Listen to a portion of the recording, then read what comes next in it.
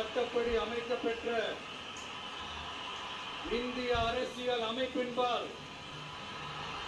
உண்மையான நம்பிக்கையும் மாறா பற்றும் கொண்டிருப்பேன் என்றும் இந்திய நாட்டின் ஒப்பில்லாத முழு முதல் ஆட்சியையும் ஒழுமையையும் நிலை நிறுத்துவேன் என்றும் தமிழ்நாட்டு அரசின் முதலமைச்சராக உண்மையாகவும் உளச்சான்றின்படியும் என் கடமைகளை நிறைவேற்றுவேன் என்றும்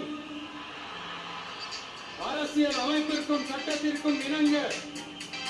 அச்சமும் ஒருதலை சார்பும் இன்றி விருப்பு வெறுப்பை விலக்கி பலதரப்பட்ட மக்கள் அனைவருக்கும் நேர்மையானதை செய்வேன் என்றும் ஆண்டவன் மீது ஆணையிட்டு உறுதிமொழி